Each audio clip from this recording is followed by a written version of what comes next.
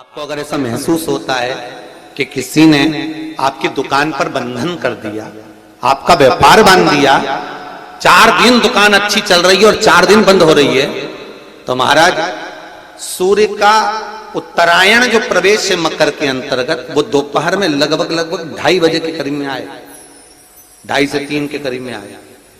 तो निवेदन करूंगा मैं आपको ऐसा लगता है कि आपका व्यापार 4 दिन अच्छा चल रहा है, फिर गिर रहा है, फिर चल रहा है, फिर नीचे आ रहा है, तो जब मकर राशि के भीतर सूर्य प्रवेश करेगा 2:30 के लगभग में आएगा, शायद दोपहर में 2:30-3 बजे के करीब में प्रवेश करेगा, तो आपको ऐसा लगे या किसी की तबियत थोड़े दिन अच्छी हो रही है, फिर गिर रहा है, फिर अच्छी हो रही है, फिर बेकार हो रही है, फिर अच्छी हो रही है, फिर बेकार हो रही, दवाई खा रहे हो नहीं लग रही, तो आप जब मकर राशि में सूर्य प्रवेश करे, कल मकर संक्रांति के दिन उत्तरायण जब सूर्य के भाव प्रवेश करे महाराज, दोपहर में 2:30-3 बजे के करीब में प्रवेश कर जाएगा, इतनी बजे, तो प्रयास करना थोड़ी सी काली तिल्ली लेना महाराज जी, उसमें एक बमूल का कांटा लेना, काली तिल, बमूल का कांटा और किसी भी वृक्ष की 5 पत्तियां लेना महाराज, उसको लेकर अपने दुकान में, व्यापार में, या जिसको औषधि ना लग रही हो, जिसका स्वास्थ्य गड़बड़ हो रहा हमारा, उसका स्पर्श कराकर या 21 बार उस पर से उतार कर, और उतारना क्या नाम लेकर है? अवधूतेश्वर महादेव। कौन सा महादेव है?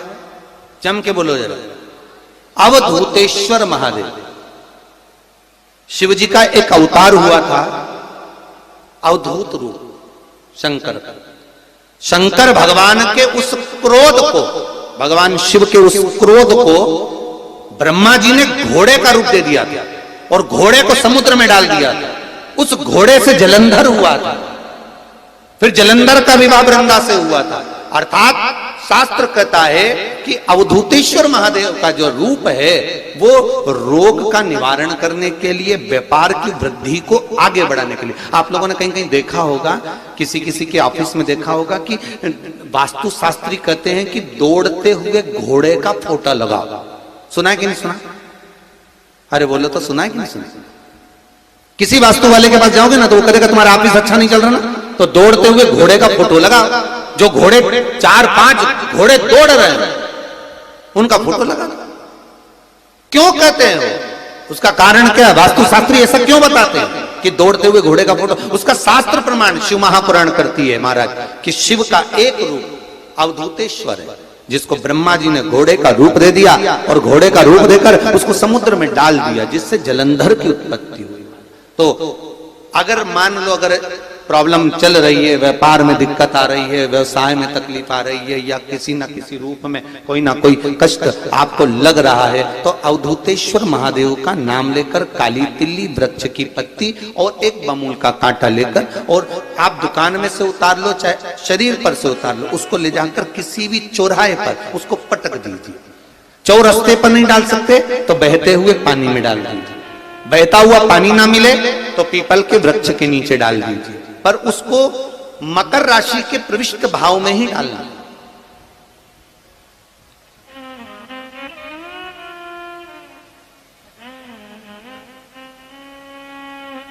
प्रविष्ट भाव। हमारे हिंदू धर्म में जितने भी त्योहार आते हैं ना, ये त्योहार कोई साधारण नहीं होते। हमारे हिंदू धर्म में जितने भी त्योहार हैं, ये कुछ ना कुछ हमें सुख का भान कराते। एक भी त्योहार ऐसा नहीं है हिंदू धर्म का जो कि खाली जाए। बस हम उससे दूर रहते हैं, हमें आता नहीं है, बस एक साधारण भाव में हमने त्योहार मना लिया, पर उसका महत्व हम समझें, उसको जाने कि उसकी महत्वता क्या।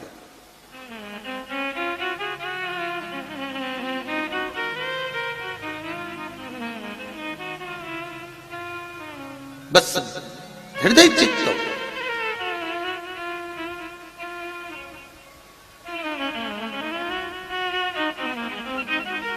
कोई किसी व्यक्ति ने मालूम पड़े कोई भूमि पर कब्जा कर लिया और नहीं छोड़, तो उसके लिए भी कल का दिन बड़ा महत्वपूर्ण है महाराज। उसके लिए भी कल का दिवस बड़ा महत्वपूर्ण है महाराज।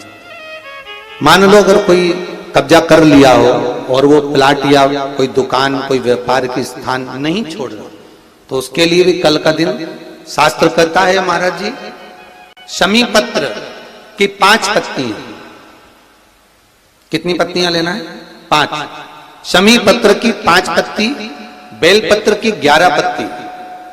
मकर राशि में प्रवेश करते समय सूर्य का स्मरण करते हुए सूर्य पे से 7 बार घुमाकर भगवान शिव का नाम मंत्र लेते हुए, जो शिव महापुराण का मूल मंत्र है, श्री, बोलिए जम के, श्री शिवाय नमस्तुभ्यम, शिव महापुराण के मूल मंत्र का स्मरण कर कर सूर्य पर से घुमाकर शंकर भगवान के शिवलिंग पर जो समर्पित कर देता है और चढ़ी हुई एक बेलपत्र शमी पत्र उस स्थान पर डाल देता है जो कब्जा नहीं छोड़ रहा, महाराज 6 महीने के अंदर वो कब्जा छोड़कर भागता नजर आता।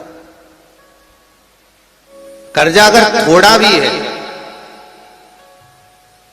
और थोड़ी भी मात्रा का अगर कर्जा है तो उस कर्जे को चुकाने का प्रयास करें,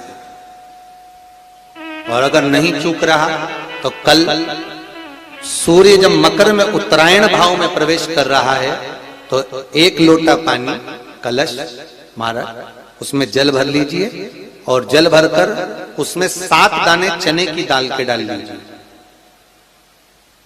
7 दाने चने की दाल के डालकर उसमें थोड़ा सा कुंकू रौली थोड़ी सी इसमें डाल लीजिए। 3 शमी पत्र, 1 बेलपत्र उस जल के अंदर डाल लीजिए महाराज, और डालकर सूर्य नारायण भगवान को दर्शन करते समय, जल छोड़ते समय उत्तर की ओर, आपके घर से जब उत्तर का जो भाग हो उस ओर जल का भाग थोड़ा सा छोड़े। आखिरी का बचा हुआ जो जल और बेलपत्र और शमी पत्र है एक साथ जब पूणे तो जितना अपने मन में भाव हो कि हमारा इतना कर्जा है बाबा, वो चूक जाए, या कोई पैसे नहीं दे रहा है उसका भी स्मरण कर सकते हैं कि हमारा इतना रुपया लेना है, और वो जल शमी पत्र बेलपत्र उसी समय पर नीचे डाल देना, उसका छींटा थोड़ा सा अपने ऊपर लेकर प्रवेश कर महाराज। ज्यादा से ज्यादा 5 महीने 6 महीने कहीं ना कहीं बाबा ऐसी कृपा कर देता है, कोई सहयोग, कोई धन, कोई संपदा, कोई व्यापार ऐसा बना देता है कि पैसा हाथ में आता है और कर्जा चूक जाता है। ये बाबा ही। और एक बात का याद रखना, हमें किसी से लेकर नहीं देना कर्जा, भगवान से ये निवेदन करना है हमको कि बाबा हमको ऐसा व्यापार दे, ऐसा धन हमारा खुद का दे जिससे हम अपने पैसे से कर्जा चुका। मालूम पड़े कर्ज मुक्ति के लिए कल आप लोग अर्घ अवश्य दें, सूर्य का स्मरण करें, सूर्य देवता का, और अर्घ प्रदान करें। निवेदन एक और है, जिनके शरीर धूजता अर्थात हाथ पैर में कंपन उत्पन्न होता हो, या हाथ पैर में कहीं कंपन का भाव लगता हो, ऐसा महसूस होता हो कि हाथ पैर धूजते हो, तो कल सूर्य को जब अर्घ दें तो उसमें काली मिर्ची पीस कर डालकर फिर सूर्य को अर्घ दें। अर्घ देने के बाद में जो जल आप जमीन पर छोड़ेंगे उसका भाग थोड़ा सा अपने शरीर पर लगा लेंगे जहां जहां पर कंपन उत्पन्न होता। या कोई डॉक्टर आपको बोल रहा है कि बाईपास करवाना पड़ेगा, या कोई